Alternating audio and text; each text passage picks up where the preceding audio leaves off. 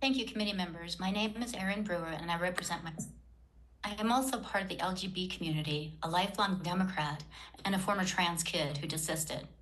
I tell you this because of the growing misinformation about those of us who are opposing legislation like House Bill 25. We are kind, concerned, and often very liberal people who are fighting a profound injustice. I started identifying as a boy in first grade after a brutal sexual assault. I have no doubt that if I had had the option to take puberty blockers and cross-sex hormones, I would have done everything I could have to obtain them, including threatening suicide. In the short term, it would have been so much easier to kill myself as a girl and attempt to be a boy with puberty blockers, cross-sex hormones, and surgery, rather than work through the difficult feelings related to my trauma. Initially, I would have felt better. Testosterone is a controlled substance, and almost anyone who takes it initially feels a sense of euphoria. It would have boosted my confidence and increased my energy. It would have allowed me to completely dissociate from myself as a girl and create a new persona who could pretend that the horrible trauma that triggered my gender dysphoria didn't happen to me. But in the long term, it would have reinforced the mistaken belief that caused me to develop gender dysphoria in the first place, that it was dangerous to be a girl. It is natural for children who do what they can to shut down difficult feelings, which is why we have policies to stop them from self-medicating with drugs and alcohol. We need similar policies to protect children from the dangerous effects of puberty blockers and cross-sex hormones and gender ideology. It is our job as adults to give children the message that no matter how intense and difficult their feelings are, they can work through them without dissociating from themselves and becoming a different person or irreversibly damaging themselves. This bill does just the opposite. I've talked to many detransitioners over the last 6 years, and the pain they face is unimaginable. They feel betrayed. And I ask you, please, not to support this legislation that will deepen their betrayal. Thank you. Thank you. We'll now hear from Corey Conn. You will have 2 minutes. State and the organization you represent. You may proceed. Good afternoon. Thank you for allowing me a chance to talk. I'm not very well prepared today because I'm actually preparing to give testimony to ask for a detransitioner Bill of Rights just south of you. The thing that I would worry about particularly with this bill is its overbroad descriptions of coercive control. I am a person who was born male and for many years of my life identified as a woman. There are some people who describe me as a detransitioner now because I no longer have that belief in my gender identity. And I'm even at the point where you might call me a gender atheist. I'm worried that this bill establishes a belief in gender identity and protects it in such a way that people who are like me, who no longer believe in gender identity, and parents of young people who believe that there's a strong likelihood that their children will also desist, will be unfairly treated by the law if this bill is allowed to pass. So out of consideration for people like me who've been through this process, who believed fully in it at a time, and then came to mature and have a different form of self-identity, what I would ask you is to please pass, or to not pass, to not send on HB 251312 out of respect for me, detransitioners and parents. Thank you so much. Thank you. We'll now hear from Sharon Burns. You will have 2 minutes. State and the organization you represent. You may proceed. Thank you. My name is Sharon Burns, and I'm with the Women's Liberation Front, a radical feminist organization committed to restoring and defending the rights of women and girls. We oppose this bill for a number of reasons, particularly concerned with Section 8 and 9. We have long been concerned with the direct conflict with women's rights that entrenching gender ideology creates, specifically when men identify as women. And women are completely told to accommodate it, even so some of the men identifying as women really just have a sexual fetish and they want access to women's private spaces, prison cells, and sports. It is hard to understand, but there are just some straight men that are gaming the system of laws like this. And this particular bill would make it nearly impossible for women to speak up against that because then they would be accused of misgendering, which would then be a crime under Colorado's Anti-Discrimination Act. It's really concerning because this seems to only apply one way. We do not see women, invading men's spaces or, deliberately trying to get into, use male identity to access male spaces. We see this really on the flip side of it. I'm very concerned too, and this applies in the public sphere, that, someone could be, it could be weaponized against someone, that they're misgendering or dead naming someone when gender is defined as fluid, and you're forcing Coloradans to now play guess my gender or be subject to, action under the Anti-Discrimination Act. So we have real concerns about this, and especially, like I say, in the prison sphere, where rape victims could be forced to identify a rapist that identifies now as a woman as a she. We actually have a case like this going on in California at present.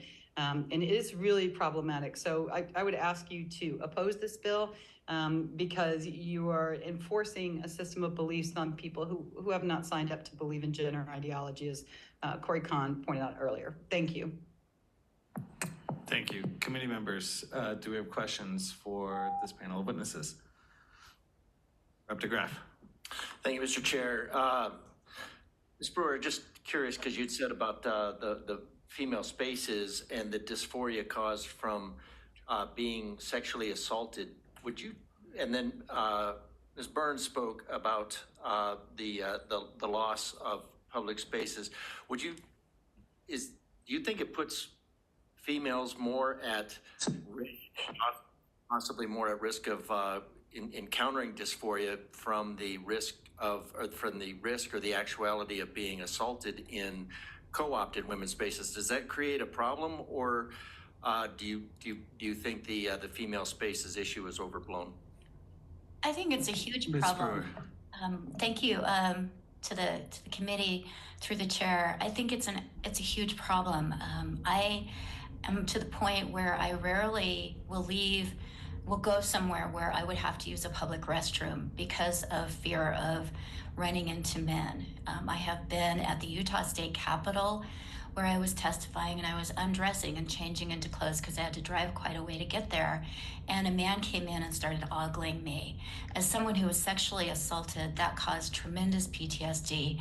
And when I complained to the security, I was told that this person identified as female and there was nothing I could do about it. So this definitely puts women at risk. It tells them that their consent is meaningless. It's telling little girls that their consent is meaningless because this gender ideology, the idea that a male's feelings are more important than a girl's basic protections are more important to them. So I think that will increase dysphoria for girls who are already struggling to feel safe. And potentially, I've even heard of girls who have chosen to identify as male because they feel so unsafe in spaces. And so we're actually going to encourage girls to go through a pathway, a lifelong medical pathway that will damage them tremendously to avoid having men in their spaces, or to avoid feeling vulnerable with males in their spaces.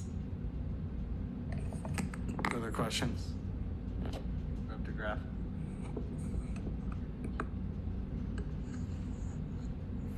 So do you, Ms. Brewer, then if females go in and identify as male or do anything, does that make them safer in any of these spaces? Or is it the feeling of being safer or the delusion of feeling safer? Well, for me, I wanted to be a boy because I thought that it was my femaleness that caused me to be sexually assaulted. I was actually abducted. My brother and I were together. I was abducted with my brother. I was raped, and my brother wasn't. So as a little girl, I determined that being a girl was unsafe. And I decided that the best way to protect myself was to become a boy. There are lots of girls who I've talked to have had similar experiences, and their belief is that being a female is inherently unsafe.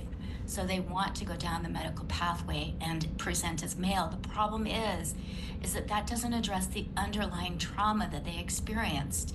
And so what happens is that from the women that I've talked to, they've gone all the way down the pathway towards medicalization, even some having phalloplasty.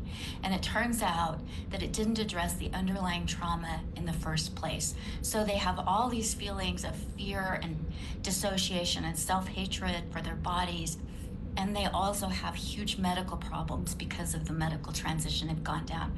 So when you tell parents that you're going to favor them in a divorce case if they affirm a child who's got a gender confusion, what you're essentially doing, if it were my case, you would be saying to my mother that we will favor you in this case if you affirm her. And that would essentially encourage her to agree with my misbelief that I was a boy and potentially not get me the help I needed, the extreme help I needed for the trauma that I had. Rep DeGraff. So sorry. I mean, there's just no words to express my sorrow for the pain they've gone through. I wanted to switch to Miss Conn, Corey Conn. When we've talked about these other bills in other venues, there's a large. It sounds like there's a very large D-trans community. I'm understanding. I was told that a Reddit community was in excess of 50,000. Do you feel that this bill was stakeholdered, I guess, for a really stupid word we use, that with that community to understand what actually happens and the regret, and that maybe the child's initial proclivities don't actually match their best interest? Corey Conn. Thank you for the question. Through the chair, it's a really interesting question, and I just do want to provide a little background. I transitioned back in 1993 when it was extremely rare. Aside from the people who are directly in my community, it was years between I would meet anybody in an organic way who identified as trans, and so it was tiny, it was miniature for a decade. And I would say that the detransition community today is many times larger than it was than the trans community was when I transitioned. So you're going to hear a lot of minimization by the supporters of this bill, who will say, well, there's only 1% detransition or regret rate, which we have reason to believe that it's much higher than that. And we see that there are growing communities of people who consider themselves detransitioners. There's one really important way to discriminate between people who identify as trans and people who are detransitioners, which is that most people, after they detransition, they just want to move on with life. They don't want to be part of the community. They don't want to be part of a cohort. So to the extent that they are, it's because they are trying to find common means of dealing with traumas or lingering medical problems that have happened because of their transition. It's almost a forced association because of people who have common problems, instead of some sort of joyful community of meaning. They're trying to problem solve around their detransition, not celebrate their identities. Rep DeGraff.